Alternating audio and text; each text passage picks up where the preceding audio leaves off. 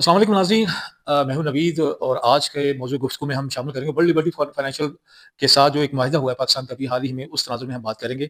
मेरे साथ मेरे एक्सपर्ट, बहुत हाई फाइल और अपने शोबे में माहिर तजियाकार होस्ट हसन कोकर भाई मौजूद हैं। उनसे बात करते हैं। अस्सलाम वालेकुम सर। सर वालेकुम बताइए, सलाम। अभी हाल ही में जो माहिदा हुआ है वर्ल्ड फाइनेंशियल लिबर्टी फोरम के साथ, तो पाकिस्तान का फ्यूचर इस हवाले से आप क्या देखते हैं?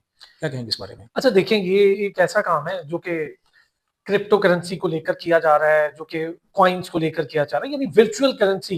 हम्म। पाकिस्तान ने इस पे ऑलरेडी पीबेरा बना रखी है, जी। जो वर्चुअल असिस्टेंस रेगुलेटरी अथॉरिटी है, और बिलाल साकिब को बाहर से लेकर भी आया गया था, जो क्रिप्टो काउंसिल भी उन्होंने क्रिएट कर दी है। ठीक ठीक। ब्लॉकचेन के लिए काम किया जा रहा है, हम्म। फाइनेंशियल टेक्नोलॉजीज यानी फिनटेक जिसे कहा जाता है, उस पर काम कर रहे हैं। हम्म। पाकिस्तान को अभी इस पर काफी ज्यादा काम करने की इसलिए भी जरूरत है। ये मुआहदा हमारे लिए मेरा ख्याल एक नई राह खोलेगा। काफी काम ब्लॉकचेन पर पाकिस्तान कर चुका है। अच्छा, इसमें हम्म। ज्यादा बड़ा मसला ये था कि मनी लॉन्ड्रिंग से इसको कैसे रोका जाए, क्योंकि ये ऐसे कारोबार के लिए भी यूज हो सकती है, जी वर्चुअल सही। मनी है। दूसरा, इसमें चोरी को कैसे रोका जाए, ये कैसे मेक श्योर किया जाए कि किसी के कॉइन जिससे खरीदे हैं, उसने ओरिजिनली खरीदे हैं और उसको पेमेंट जो है वो वाया बैंक हो, ताकि एक चैनलाइज सिस्टम का इस्तेमाल हो सके। ये सही सबसे है। बड़ा मसला था। हम्म। अच्छा, ब्लॉकचेन पूरी दुनिया में काम कर रही है। अमेरिका जैसे ताकतवर ममालिक जिनके साथ हमारा ऑलरेडी मुआहदा हुआ है, उसका ताल्लुक भी अमरीकी फार्म से है।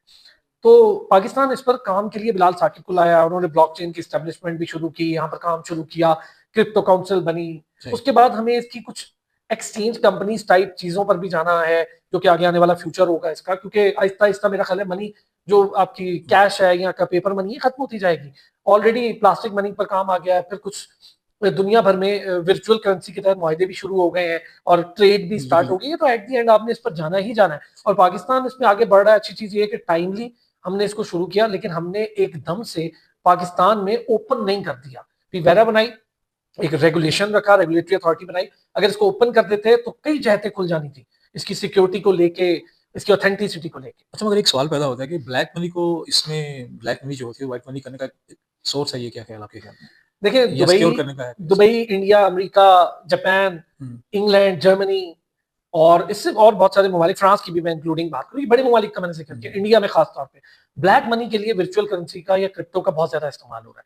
हमने इसी चीज को रोकने के लिए ना फौरी तौर पे एक अथॉरिटी बनाने के बाद ब्लॉकचेन का एक अमल शुरू किया। अच्छा, ब्लॉकचेन से आप किसी हद तक, मैंने मनी लॉन्ड्रिंग का जिक्र किया ना, उसको रोका जा सकता है। लेकिन अगर आप ये कहें कि बिल्कुल ही ब्लैक मनी, देखें वो तो ब्लैक मनी दुनिया की हर इकोनॉमी में कुछ ना कुछ हिस्सा रखती है। अमेरिका जैसा मुल्क, दुनिया का ताकतवर तरीन मुल्क, ब्लैक इकोनॉमी से नहीं बच मगर सका। मसला तो है ना सर, ब्लैक मनी के थ्रू अंडरवर्ल्ड के लोग जो है ना, वो वेपन्स की जो स्मगलिंग है वो करते हैं, और बहुत सारी इल्लीगल यानी एक्टिविटीज़ होती हैं, वो फिर मुल्कों के लिए नुकसानदेह है, बॉडीज़ के लिए। देखें, टेरर फाइनेंसिंग हाँ जी। एक बहुत बड़ा इशू था हमारा। हुँ। हमने जब मनी लॉन्ड्रिंग कवानीन पर सख्ती की तो हम फैक्टिव से बाहर आए, एफएटीएफ से। सही। उसकी बड़ी वजह ये थी कि हमने टेरर फाइनेंसिंग मनी लॉन्ड्रिंग के जरिए होती थी पहले, हुँ। और टेरर फाइनेंसिंग को तोड़ा, उसकी चेन को तोड़ा, मनी लॉन्ड्रिंग टूटी, उससे कानून साजी हुई। आज मनी लॉन्ड्रिंग का जिक्र आप शाज़ो नादिर सुनते होंगे। हुँ, हुँ। हमने डॉक्यूमेंटेड इकोनॉमी की तरफ जाना शुरू किया। सही। अच्छा, जब तक आप टेरर फाइनेंसिंग, मनी लॉन्ड्रिंग, इसको क्रिप्टो से नहीं तोड़ेंगे और डॉक्यूमेंटेड वर्चुअल करेंसी की तरफ नहीं जाएंगे, डॉक्यूमेंटेड के मैं बार बार हुँ, जिक्र करूं, हुँ। ये बहुत बड़ा सब्जेक्ट है। हम इस पे बहुत जल्दी बात कर रहे हैं, जी, ये जी, बहुत बड़ा सही। सब्जेक्ट। इसका आखिरी हल यही है कि रेगुलेटरी अथॉरिटी के तहत सिर्फ उस चीज की इजाजत दी जाए या उस वर्चुअल करेंसी की ट्रेड की इजाजत दी जाए जो आपके कवानीन के अम्ब्रेला के अंदर आती हैं और डॉक्यूमेंटेड है, जो कि खुद में बहुत बड़ा मसला है। तभी आप ब्लॉकचेन एस्टेब्लिश कर पाएंगे। बहुत शुक्रिया अपना अरसान भाई, आपने बहुत अच्छी तरीके से यानी कि नैरेटिव को बयान किया, और आज का जो प्रोग्राम था हमारा इसी के बेस था कि हम इन नेक्स्ट फ्यूचर में, नेक्स्ट एरा में हम यानी कि हमारी यूथ भी है, हमारा मुल्क भी दाखिल हो चुका है। उम्मीद करते हैं आइंदा आने वाले इशारे, जो माशी इशारे हैं, हमारे लिए बेहतर साबित होंगे। इसी के साथ इजाज़त दीजिएगा। अस्सलाम वालेकुम।